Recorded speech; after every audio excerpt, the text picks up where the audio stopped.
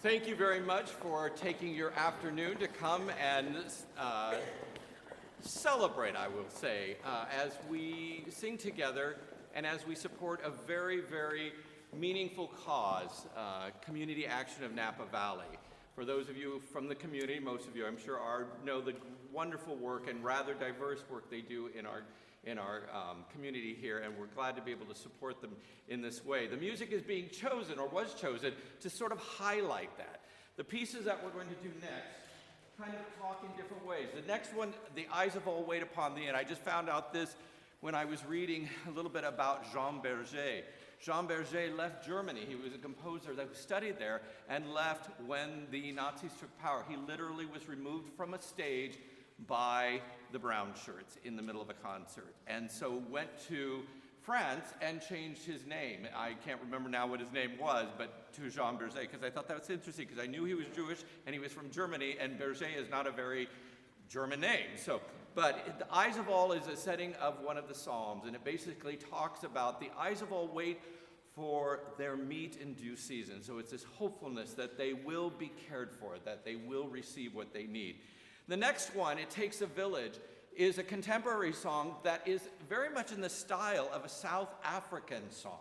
And you'll hear the rhythm coming into it, and basically the idea that it takes a village, a community, to be able to help one another, whether it's children or even adults who are in need. We all come together, and that works much more effectively than trying to just do it on your own. Our soloist on that is Brittany Wells, who will be gracing us with that. And then following that is one, if you've been to our concerts before, you may have heard before. Our first benefit concert, which I think was 2000, correct me if I'm wrong, 18, I think it was, 19, where we were helping abode services, for those of you familiar. And abode services basically helps to people who are homeless or displaced for any reason. And so this one is kind of where we got the title of our program. There's a line that sort of describes how it is so nice to be in a generous room with people who are helping and encouraging and aiding in hospitality. So The Eyes of All, It Takes a Village, and Grace Before Sleep.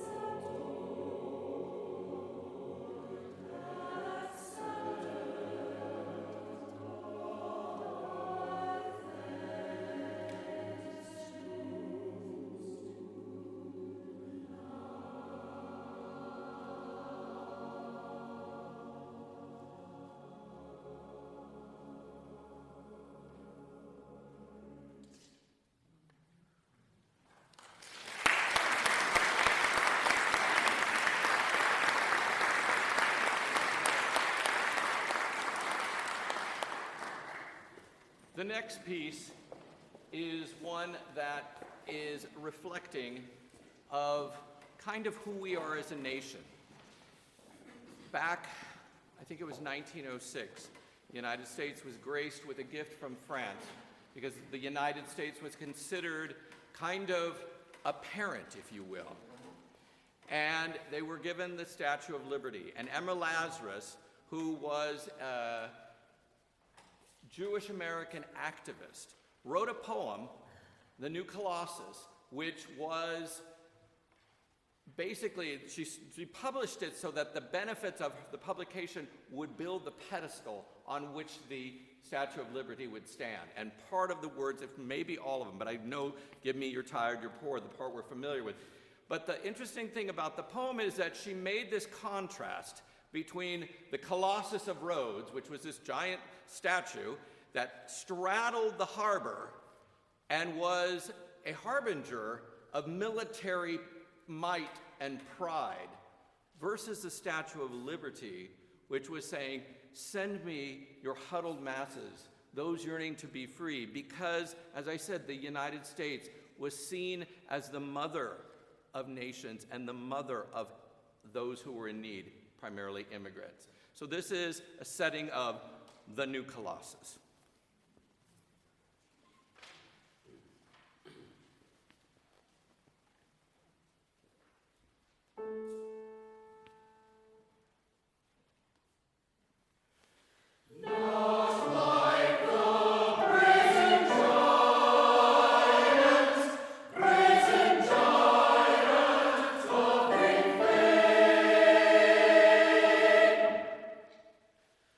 With hungry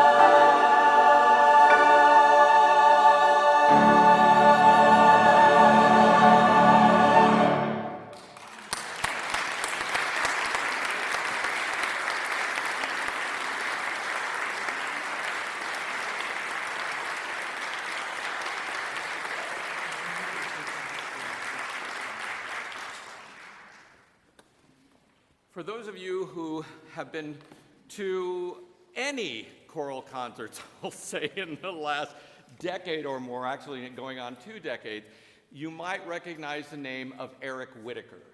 Eric Whitacre is probably the most performed living American composer today. And his music is very unique. They even have come to calling some of his harmonies Whitacre chords, because he sort of stacks chords that sound a little strange, but then they kind of are a little spine-tingling and quite novel and interesting and very beautiful many times. This piece that we're going to do contains some of that. These are 5 Hebrew love songs, and the story behind the writing of them was there were 3 friends. I've got to remember the name of the first one. Eichhorn is his last name. I can't remember the first name, who was German, and then Hilla Plittman, from originally born and raised in Jerusalem, and Eric Whitacre. And they were all in school together at Juilliard. And one summer they were traveling around, and Eichhorn said, they're doing a festival in my town. Can we compose and do something to perform for that? And so Eric asked his girlfriend at the time, Hilla Plittman, if she would write some poetry. And he set it to music, and it had piano, soprano soloist, and violinist. The violinist was their friend Eichhorn, and they performed it. This was, I think, 1996. And then, a few years later, the University of Miami commissioned him to rearrange it because they wanted to do it for chorus. And so he rearranged it and did it for 4-part chorus and string quartet. Well, in the ensuing years, he has rearranged it because some wanted treble voices to be able to perform it. So he has set this 5 different ways, all kind of along the same lines. I would say this is my favorite. And so we're very, very fortunate to have these wonderful instrumentalists playing with us today. Some of them have come back a couple more times to play with us. So we're enjoying the talents that they bring, and they add such a wonderful dynamic to this particular set of pieces. I just ask that the applause be held at the end, and I think we kind of fooled the audience the other night. The way you'll know it's the end is listening to the beginning phrase, and it comes back at the very end.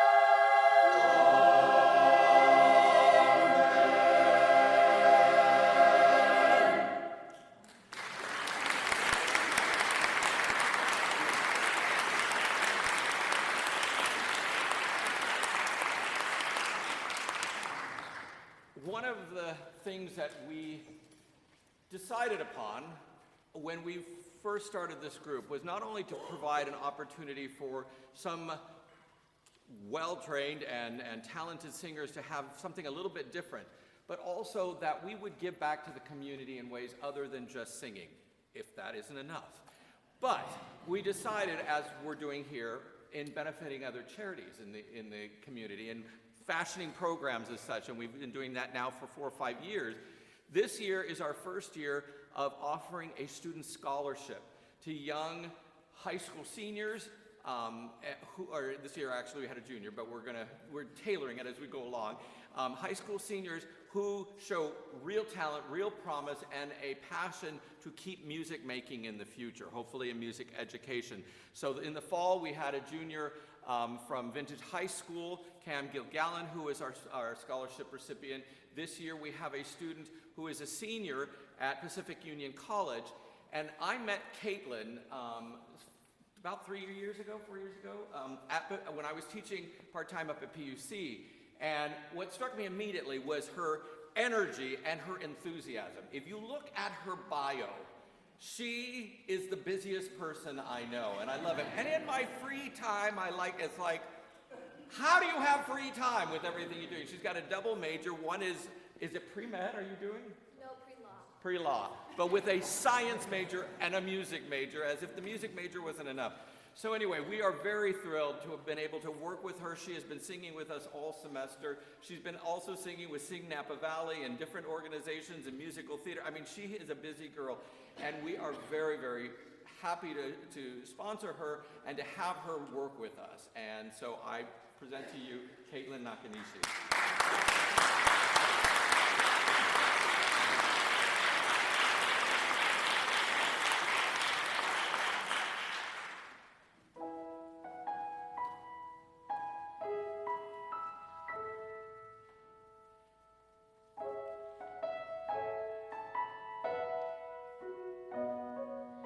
Sing to me comfort, sing to me hope.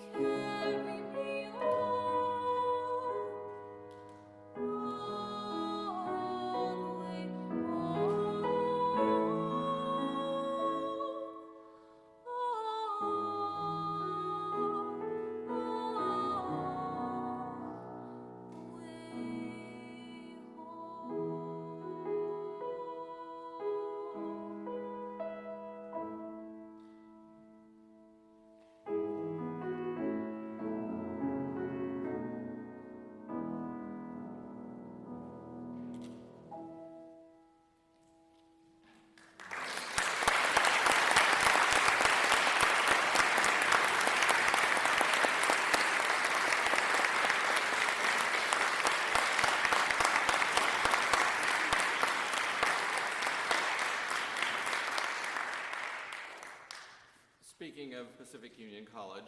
The next song that we're going to sing, I learned at Pacific Union College. It's a setting of Ubi Caritas, which is an ancient late 8th century Gregorian chant.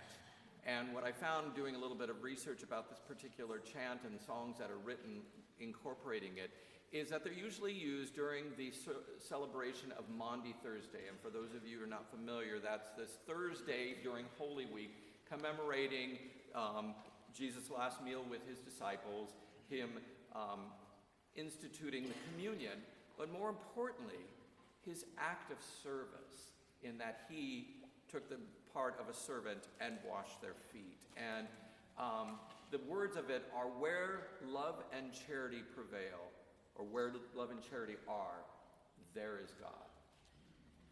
Ubi Caritas.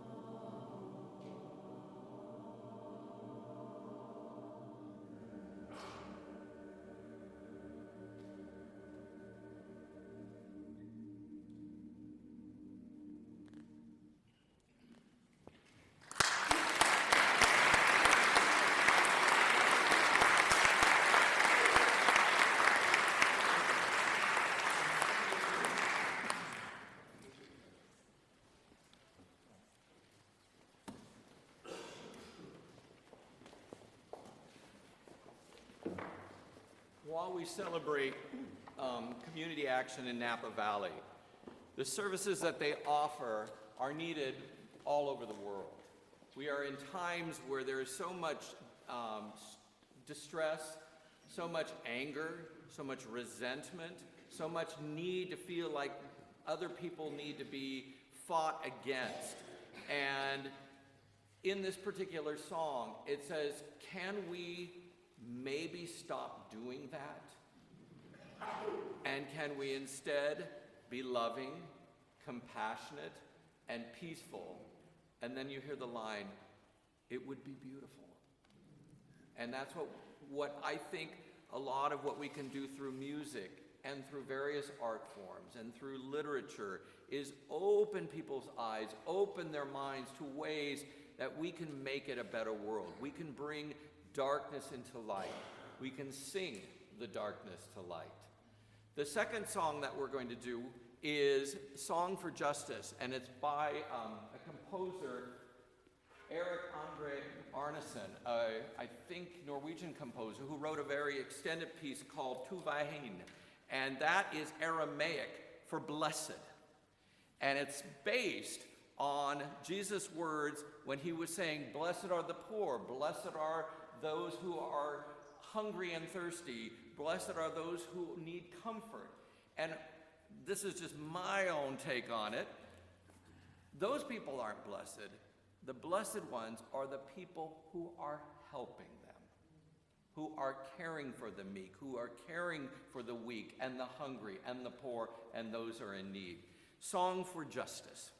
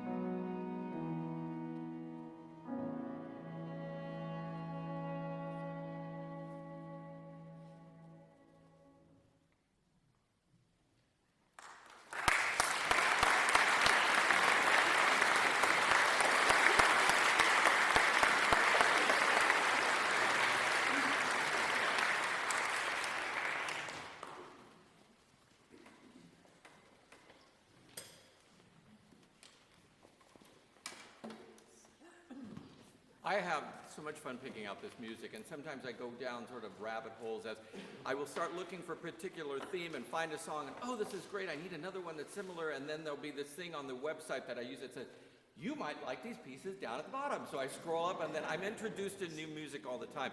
This next one was just sort of a wonderful happenstance.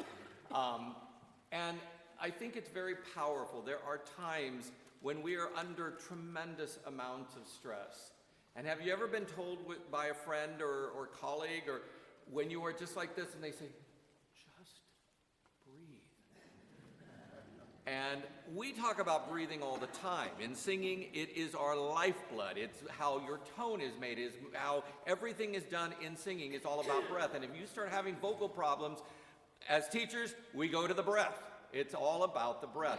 What's interesting is this particular arrangement is by a very young person. I mean, I think of my kids as young. They're in their 30s. This guy's in his 20s. And he wrote this very, very, I think, mature, beautiful piece about sometimes when you just want to sit down with someone, put your arm around him and just say, breathe.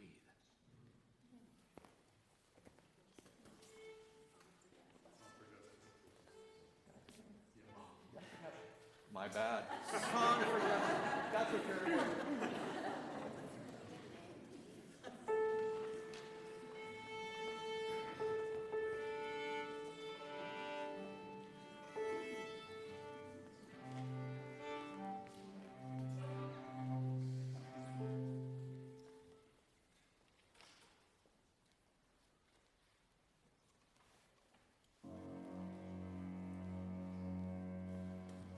Oh,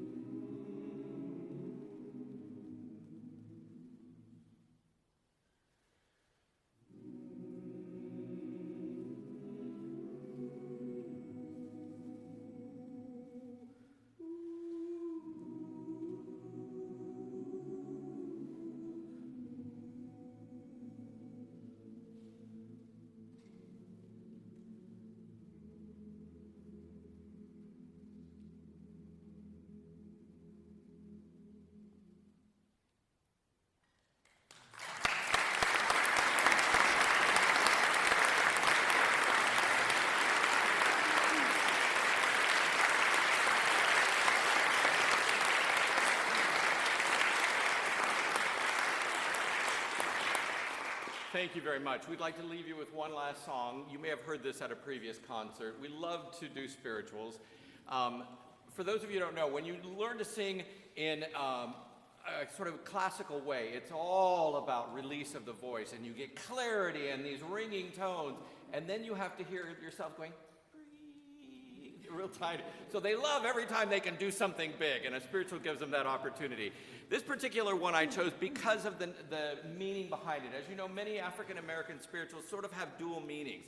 The African slaves were taught Christianity, a brand that sometimes I question, but anyway, they mixed the ideas of this theology that they were learning with their own ideas of justice. And a lot of the meanings of these words have dual meanings. And it wasn't just to get to heaven, it was to get free. In some cases, it was literally to be eased of the burden of slavery and actually die.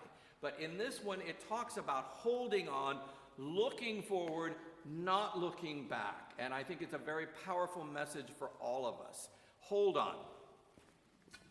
Before we do it, I would like to say, I want to thank you all for being here. I also want to tell you, this is our 9th year. Next year, we are celebrating our 10th anniversary as an ensemble, which I can't believe it's gone that fast. It's been an exciting experience working with all the various singers, some who are actually in the audience who don't sing with us anymore. I'm glad to see you.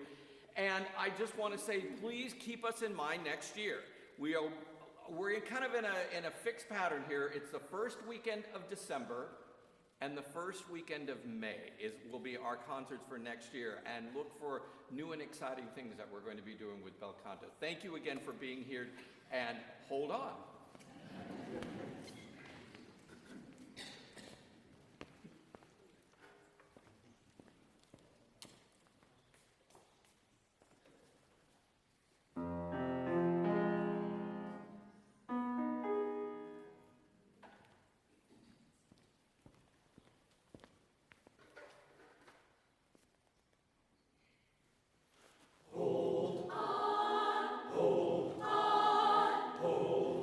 Just hold on.